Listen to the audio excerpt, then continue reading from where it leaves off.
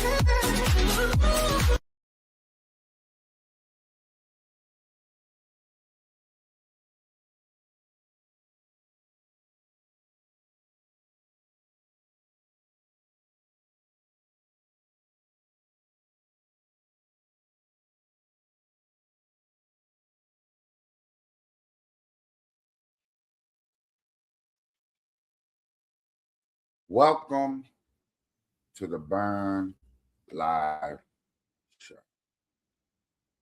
I honestly have not done a Burn Live show in a minute. Like just literally Burn Live. We haven't been here in a minute. Welcome. And I'm kind of talking to myself. Welcome back. Welcome back. I got James Lawstar Man up in the building. I'm your host, Capiche. This is the Burn Live show. This is the main show to the channel that is growing. That's very much growing.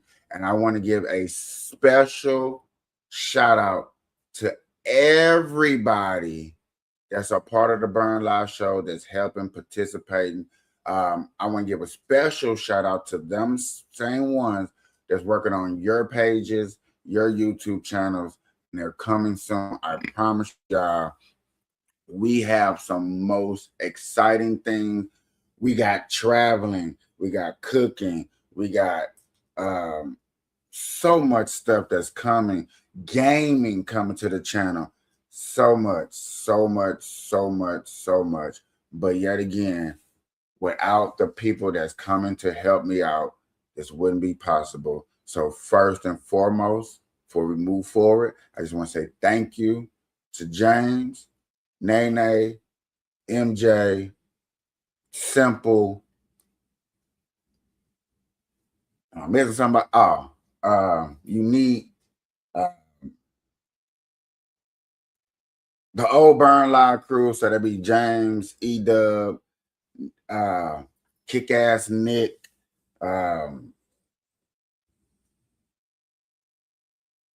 man, just so many names out there. I know I missed some. I know I forgot some. Shout out to people that just been following me. Amanda, D-Lynn, the Brooklyn crew. Shout out to y'all, even though y'all might not be around. Just want to give y'all a shout out. Shit. Shout out to the haters too. Y'all know y'all out there watching. Hey, wait, I give it up to the haters. You know what I'm saying? Because even though we're doing what we're doing, and people like, oh, they don't like you, they hate on you, they're still gonna end up watching you, watching your content, and seeing what you're doing so they can hate on you more. So you might want to give them a shout out. Appreciate for hitting that subscribe button. And let's get into the show. What's up, sir? What's up? I know that was the most, but I just wanted to really like thank you and thank everybody for really coming on here and helping and doing this movement. I know we've been doing this since 2000. COVID. 17 and stuff like that. We've been so many ups and downs, lefts and rights, people coming and going, fake people, real people, white supremacists, black supremacists. Before this, you was going live on Facebook. Yeah. I mean, I got them too. You know, shout out to the book face, shout out to YouTube channels. Do you? But yeah. Anytime I'm on that.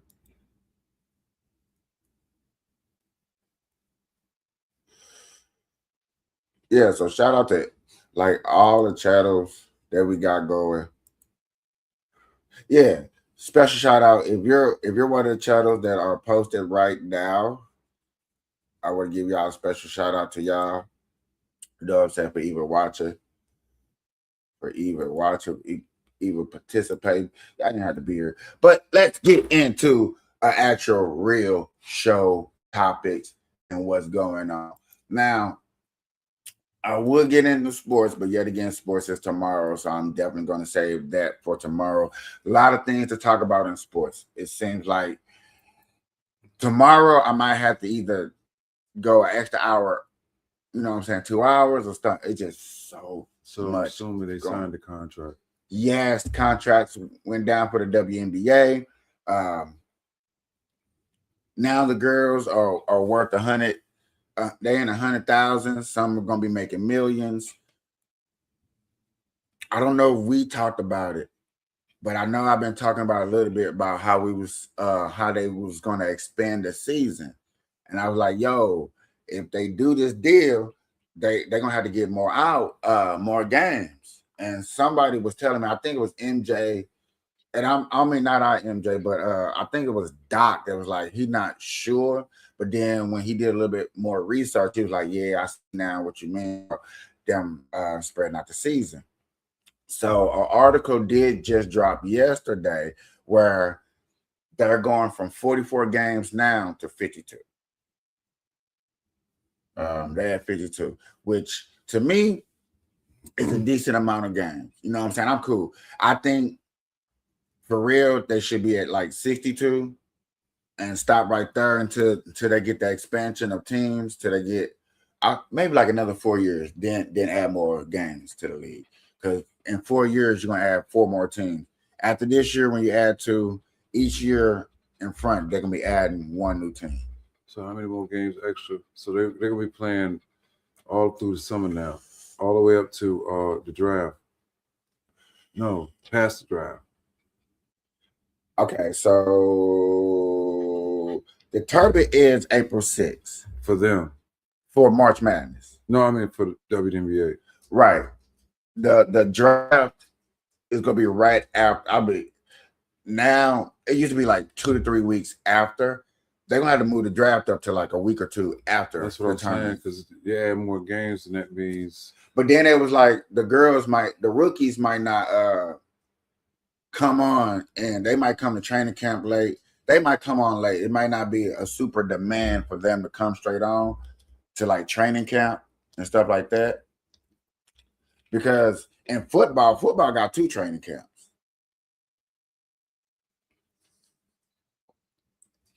And then you got some of the girls that are cross season leagues right now.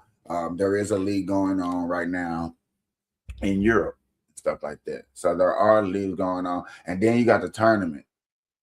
And that's really what it's about right now. Right now, it's really about March Madness and the tournament and setting the stage for the draft, because you are going to get Portland and Canada with a new WNBA team that's coming to the league.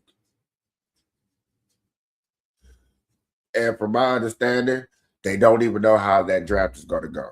It's not even formatted out. So right now, it's up in the air. Like the draft, who's going to go draft? Everybody knows in between LSU and UConn for the first two draft picks of what Dallas get the first draft pick.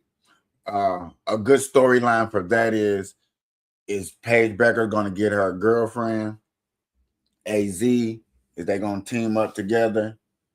You know what I'm saying? And I was talking to Six Rings. I'm gonna call her Six Rings for right now because I just love that name about her. I was talking to Six Rings, right? Because Six Rings don't know that much about the b-ball. So I was like, Six Rings, check this out. Would this be a good story if you knew a girl went to the league, she did good from UConn, they won a national championship, and then the next year they had a chance to pick up her teammate, and you know the chemistry is fire. So, and she was like, "Yeah, that'll be a good story." I'm like, "Yeah, it sounds good story." Paige Becker, AZ, good teammates, won a championship together. Now they at Dallas together. Great storyline, right? Sounds good to me. I can rock with that. And then I was like, "But does this story sounds good?" Paige Becker waits on girlfriend to come into the league so they can play together. I was like, "Does that sound good together? Does that sound like a good story?" Six Ring like, "Oh yeah, it sounds good. And you know people." I said, yet again, it sounds good.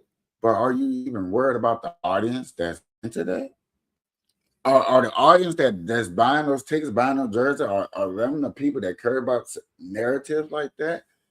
Are we worried about who's dating who in the league? No. Thank you. Thank you. Thank you. Who cares about who you is spinning and bending? Why would she wait for her girlfriend to come to the league? That's stupid. Why wait? It's not technically wait. It's just look. I got drafted to the Dallas. We had a bad a bad season. We got the #1 draft pick. Who's the #1 draft pick? So called my girlfriend. So she's not waiting. She's already playing. She said, you got right there. What I mean by waiting is waiting for her to come to the league. But not that's waiting her to come to the league. She's coming to my squad. She's coming to my team. Oh, you made We it got the seem #1 like she draft ain't pick. playing. You made it seem like he wasn't playing because she waiting on her girlfriend to get to the league. So I'm gonna stop playing. I'm already in the league, so I'm gonna stop playing. Oh, I thought that's what you were saying. I do apologize, but no. I'm saying that. I'm gonna say that. That's stupid. I give it to you on that. I've said that we're already in the league. Yeah, if you're already we in there. playing. Did we take our season for real on purpose or not? Who knows? You know what I'm saying? But take it as real. So whatever. Take it as real. My #1 draft pick is my girlfriend. Or this tall ass center from LSU, who technically is more beneficial. Technically, another rumor is you're finna trade a player for this #1 draft pick that you can go get from LSU, and I do believe it's more fundamentally. Is it me, or it just seems like the LGBTQ is being pushed through the WNBA, so much the NBA, but it's definitely being pushed through the WNBA. It's definitely a narrative in the WNBA. Have it to your fucking head. It's definitely 100% a narrative in the WNBA. It's definitely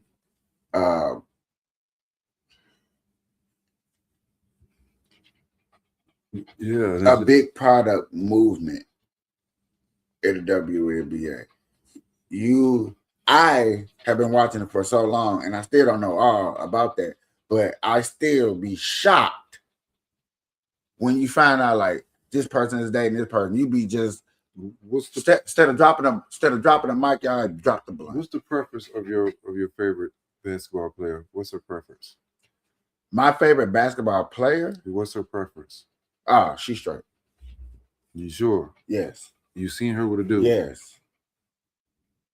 Bro, they be at games together. Dude. She's straight. Not a transformer. No, she's straight. Okay. And let me tell you this, and I'm gonna keep it 100. A lot of people thought about that by Paige Becker. Unless you really following Paige Becker, you thought the same shit. Until the world really realized that AZ and Paige Becker are dating, which a lot of us don't know because we don't give a shit. You know what I'm saying? We just watching the game just to be watching the game. Paige Becker is very known. I just put up a let me go to my charts real quick, y'all. Let me go to my charts. I'm glad I saved this into my chat.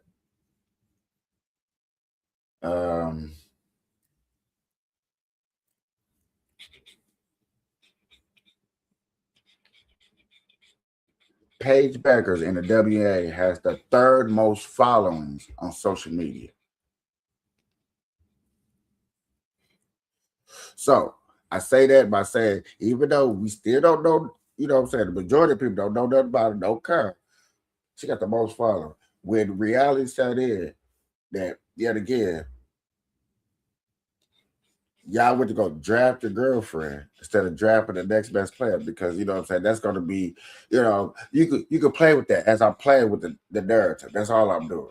Because yet again, AZ deserved to be the number 1 draft pick. She deserved to go with Dallas and play over there. Like, she deserves that if that's who they pick. I would get it. I would understand. You have a phenomenal backcourt. Your backcourt will look just like the Fever. And just like, who got the top-notch backcourts in the league?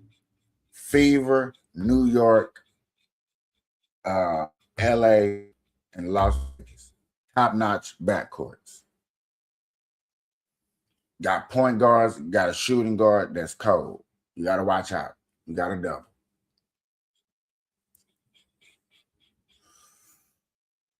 So, can Dallas pick that up too and actually get that too right now? Yes, sure did. I'm saying go for it, to be honest with you. Just to be honest with you, go for it. But that narrative, when that narrative break out, that's going to hurt a little bit. May not drop her following. People still going, but they're just going, it's going to sting some players. I mean, some fans. It's really going to sting. Because a lot of people just don't know. And I know that narrative is going to hit the airwave. What's the league start? Oh yeah, once she get drafted, number 1 draft pick, big. You know that. Somebody asked about that. Boy, that's Buddy Demon, bro. Don't trip off that person. All right. To that person get their whole marketing idea together and actually like, come on, man, give me something that I can rock with. Like, come on, man. I'm not tripping. He said, "Who's the ball dude?" Go back to the beginning. He said my name in the beginning.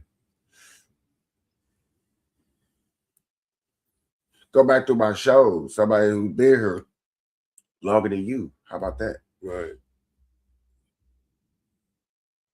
Did way more shows. But that's irrelevant. You know what I'm saying? I swear, when people are people. Let's switch over that. Let's go over that. People are people. And I'm a people person, and I understand people. I might not understand a person, but I can understand people.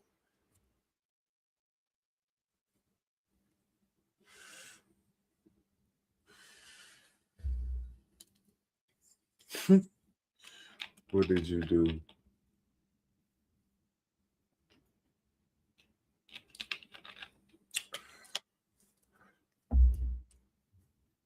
Listen, you got trolls too. That's Money Demon. Oh, man. See, there you go. Okay.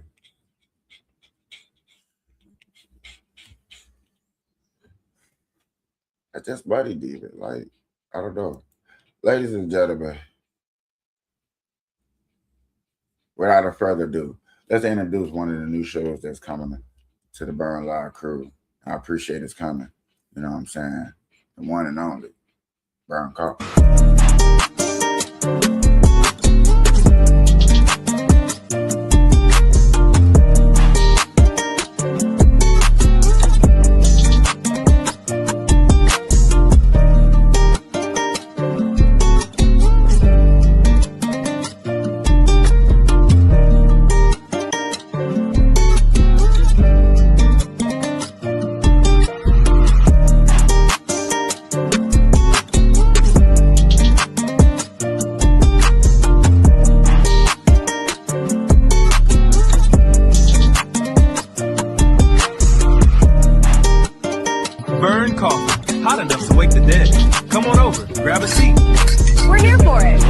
that. Cheers, y'all.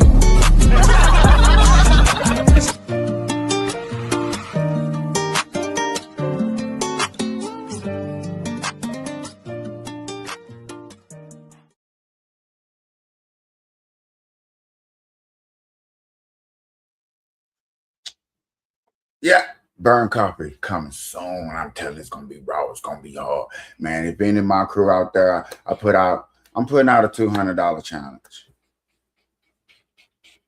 I got a lot of people coming up to my shows, gonna be doing my shows. Look at her, you know what I'm saying? April is coming up. I'm gonna keep. I got all my stats. I got all my numbers. Whoever has the highest number of views on my show, I'm gonna throw them $200. I'm putting it out there. I'm putting it in the group chat. My team already heard me putting out. We already working on it. I promise you, it's going down. $200. Step your game up.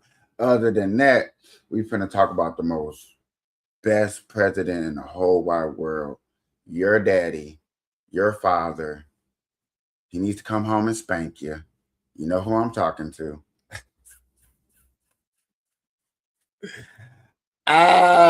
We finna talk about your daddy. Your daddy's home. Home for us. And the president be whooping your daddy's home for 5 byways. I need to holler at Usher. Where Usher at? Hey, check this out, Usher. I need you to remix that. I need you to throw the 4-5 up in there. By the way, Trump in the place. I'm sorry. I went too far. I can tell. It was the look out for me. But y'all, another big thing that is going on is the war that's been going on. There has been more reports of Irans and the strikes. We do want more details. Y'all been asking for more details. So therefore, we always going to keep up. Without further ado, we're going to get into this story, news covering what's been going on in the war. Follow all of the latest on Operation Epic Fury as the Wall Street Journal now reporting that Iran fired ballistic missiles over at the U.S.-UK military base known as Diego Garcia.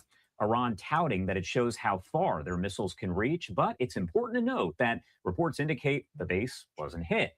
I do want to bring in Lucas Tomlinson over at Fox News, joining us now live from Dubai with much more on that. And Lucas, as I mentioned, a lot of the information here coming in that it appears that those missiles did not hit anything there over at Diego Garcia.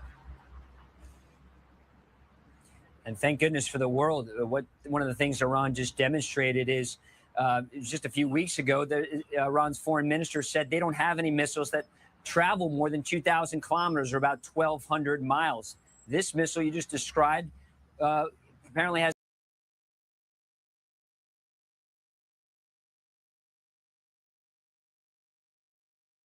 My bad. Press the wrong button.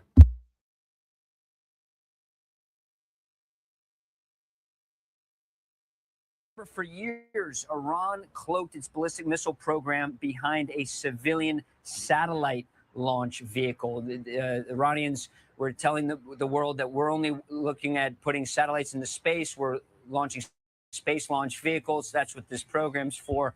But the concern from the intelligence community, from members of Congress behind you there at the Capitol, Josh, is that Iran was always working on its ballistic missile program. And what it also says is 3 weeks into this war, Iran still has some fight left, still has some capability.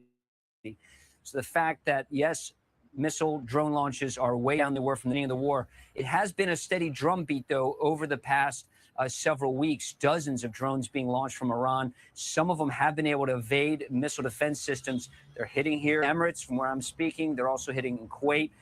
one drone managed to fly all the way across the Arabian Peninsula and hit an oil refinery in Saudi Arabia on the Red Sea side. That's where, of course, Saudi's trying to move some of their oil thanks to the Strait of Hormuz being effectively closed. But back to that missile launch, is certainly concerning that Iran seems to be an example of their duplicity, developing a missile that can go twice as far as what their stated goals were for their missile program.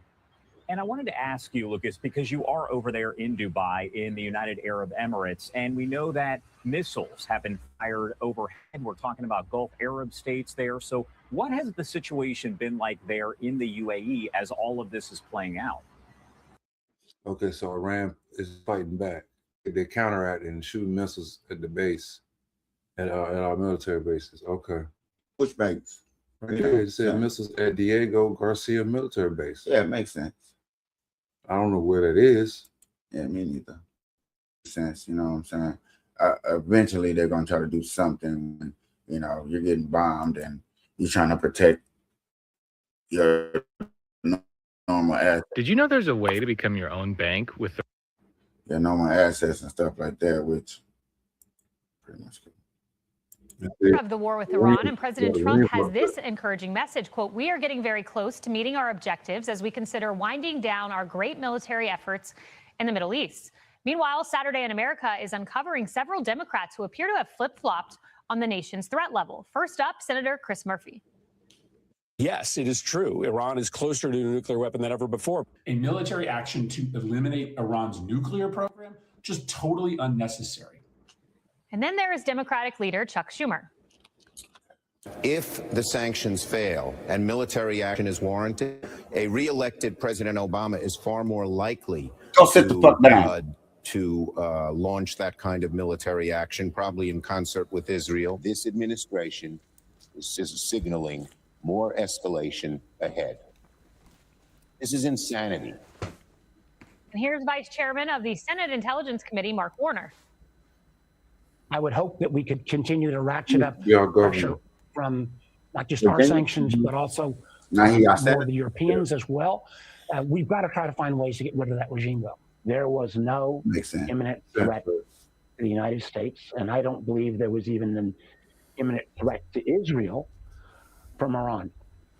But if Democrats think that their theater is hurting President Trump, CNN just issued a brutal fact check.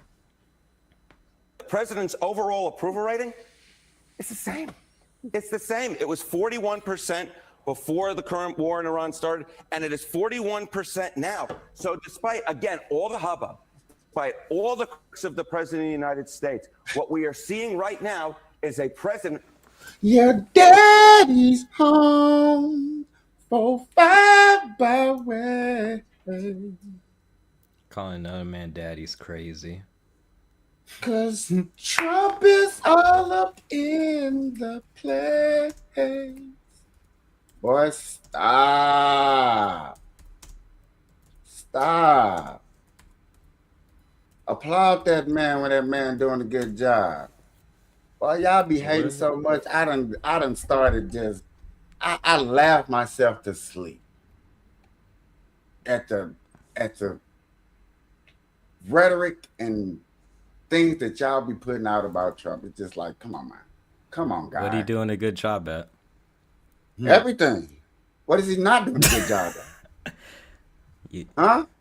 See, that's the pinnacle of dick riding. You think you're doing a good job at everything? I mean, you dick ride too, so, you know, we can, you know. Like what? You want to slob on a knob, you know, go ahead.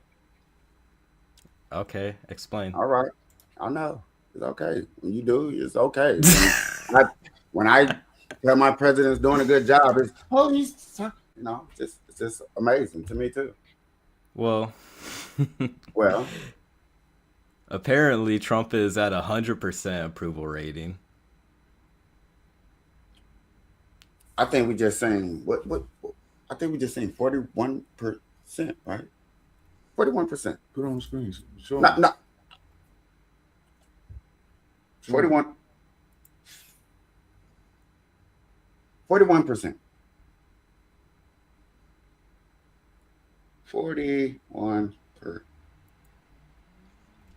But, you know, We know that 41% is probably a little bit higher. You know, they ain't gonna tally it. They don't want. We're never gonna make president look official numbers, but it's okay.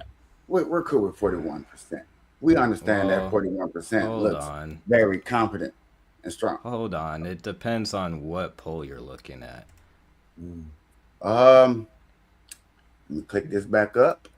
And I think this is CNN and whatever poll that pulled up over the war, over the military action war. So yeah, this is what that's talking about. Oh, approval rating over the war?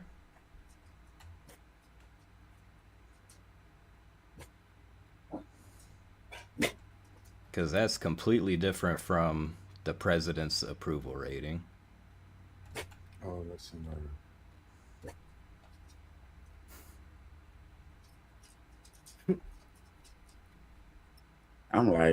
I'm glad that it's light. It's not obnoxious.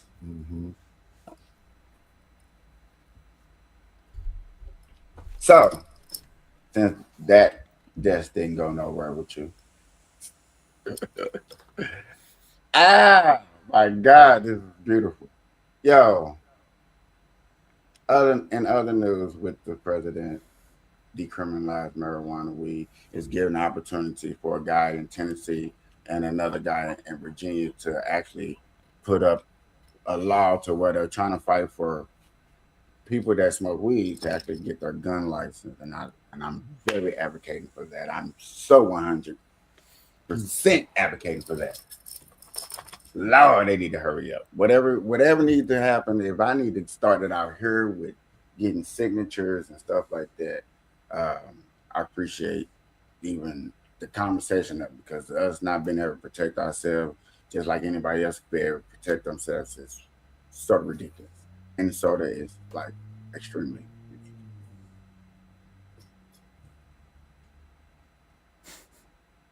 And let the fight begin. Because we gonna be toting and toting. But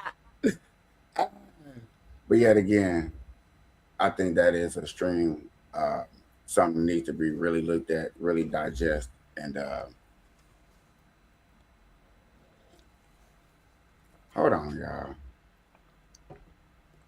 Hold on. I'll be right back.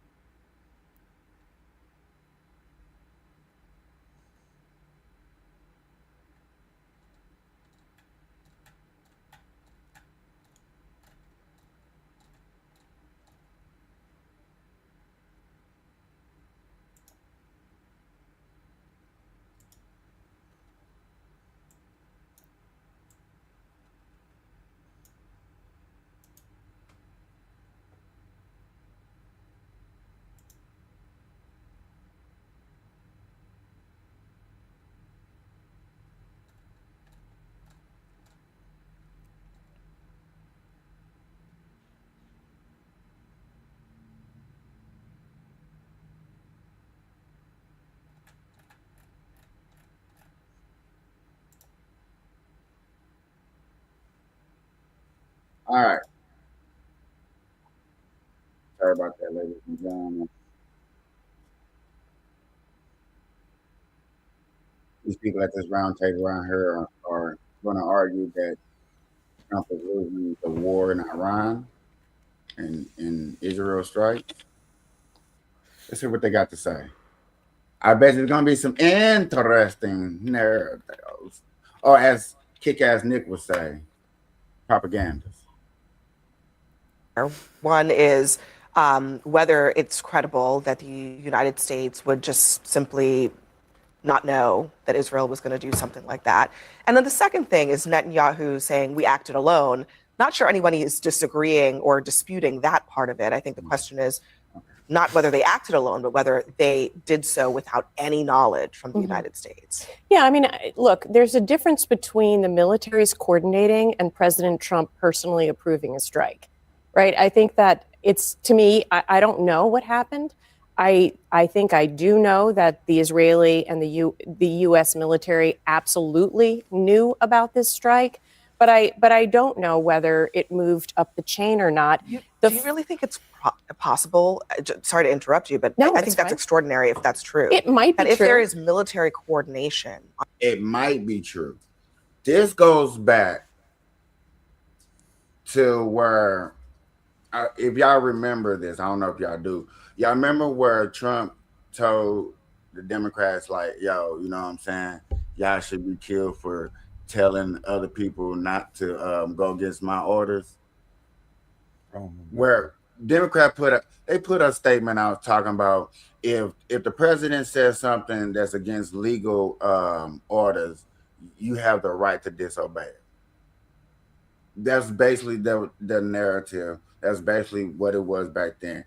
So by them saying that, they're using that narrative then now saying like, look, if y'all supposedly had known about this strike, if this strike was not necessary, has no purpose, has no reason, he's just doing this just to be a bully, as the American people would put it, then the military people had the right to not obey what Trump told them to go do because it was against so-called the law.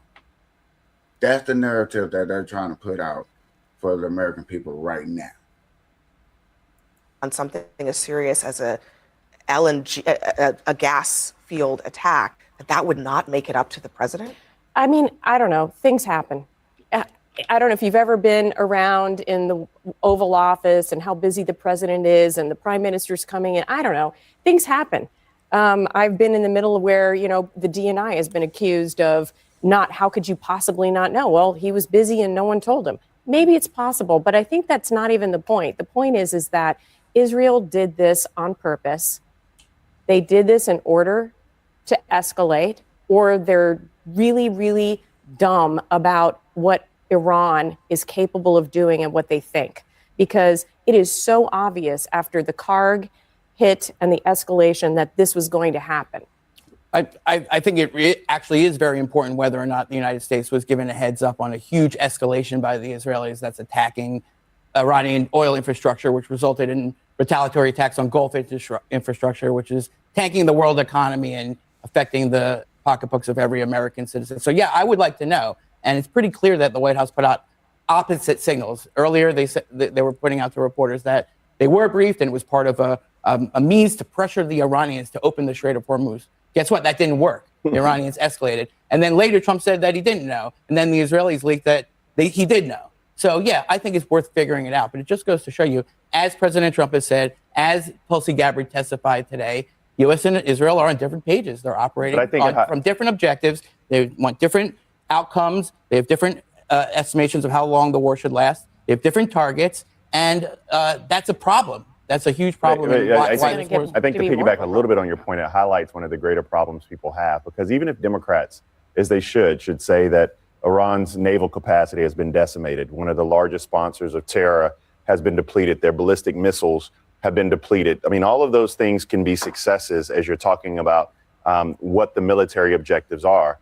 What we still don't know is what the cost is, what the human cost is going to be.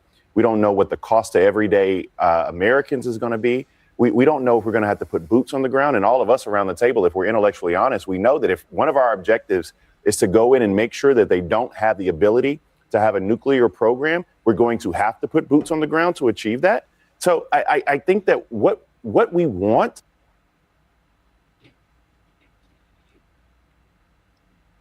So you give them props about accomplishment. We knocked out their naval. Their naval is one of the things, one of the main reasons of what's going over there, because the ships having oil wasn't making routes because they were getting seized and taken over by all them little islands by other. I'm just calling them pirates because I don't know the true definitions of what they're called. You know what I'm saying? But yet again, I understand pirating is real, and that's when you overtake a ship by water, by sea, by force. So if our narrative was to knock that out for yet again, and I do remember the argument was like, why is we doing that when we don't even receive oil from there? Other countries of the world receive majority of the oil that's getting seized and stuff like that.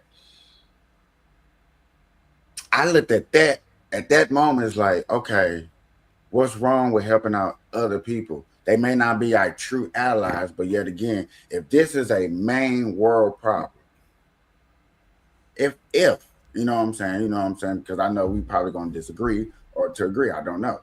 But if this is a world problem, why not try to solve it the best way? Who's the best way, the quickest way to solve it? It's us. And true indeed, I heard like, well, if that's the thing, you would think other countries would put in. Other countries probably ain't got a strong enough military. And, you know, I get it. Other people don't want to go through casualty and uncertainty. But that's the majority of war. If you knew every calculation of war, you know, us conspiracy theories people would look at that like, yo, that's not a real war then. Y'all, you know what I'm saying? That's propaganda. That would be propaganda. That would be fully propaganda. Because yet again, y'all know exactly what's going to happen at this war. Y'all might as well put this shit on pay-per-view and televise it. Other than that, that's why it's strange to me to hear that success here, success there, but we don't know the cost of it. We don't know this of it. We don't know the gist of it. The gist of it was to free up other countries and try to get stuff to move a little smoother. We get, I think, what, 20% of the oil that does come through there? If we get that small percent, I want that small percent to run smoothly. I don't see the problem with that. But yet again, and what most people want and what most average everyday Americans want is, while it's taking us more dollars at the tank to fill up our gas tanks every single day just to do our nominal task, we want to have clarity. We want transparency and we want honesty. Like, even if you were to say, which I said at the beginning of this statement, about the successes of some of the military objectives, true. The question is, what is the off-ramp? We thought at the beginning of this, we'd be out of this by now. And what is the cost? And no one's been able to articulate that at all. So one of the parts of this that kind of merges what you're both saying on this either side of parts. I wish I could shot the shit out of this part right here and zoom in on those notes. For some reason, I want those notes. I want those notes right there. Because, man, I'm sorry, you know what I'm saying? She's following that motherfucker down to the T. Down to the T.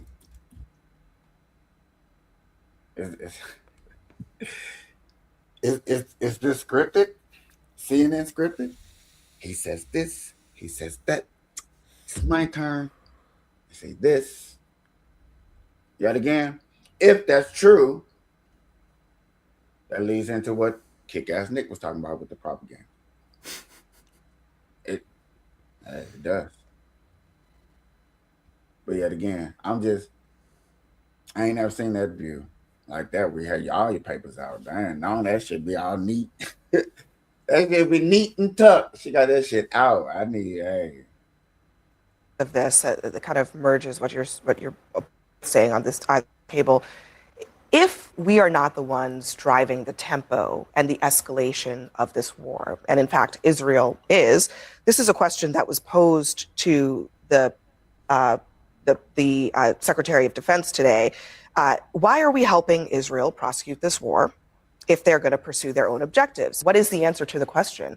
Are we controlling the tempo, or is Israel controlling the tempo? Well, look, the president said today we're coordinating, we're allies here.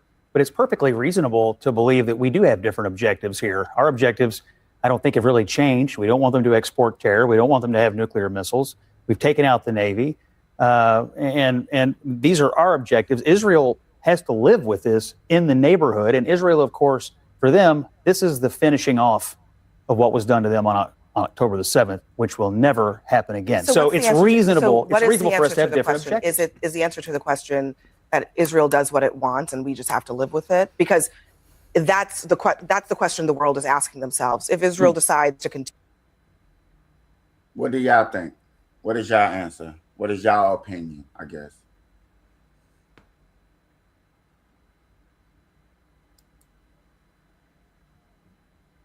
I'll let your friend talk first.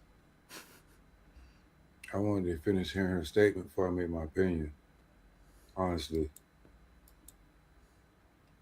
Continue moving up the escalation ladder, attacking energy, retaliatory attacks. Well, that's not just Israel's problem anymore. That's the whole world's problem suddenly. Well, look, it sounded to me today like President.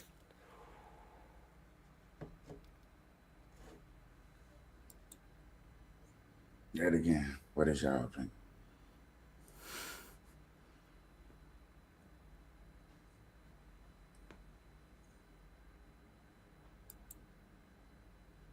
We just gonna sit back and let Israel do whatever. We don't care. If we think that we're running shit, we're bullies. What's your opinion, Bern? Okay, what are y'all opinion? Because I asked y'all, what's going on? I don't really have an opinion, to be honest with you. Well, what are we forming an opinion about?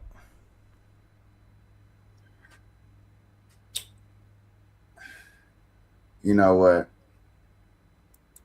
Good morning, good afternoon, good evening. And the next time they're watching this, this has been the Burn Live. I'm out.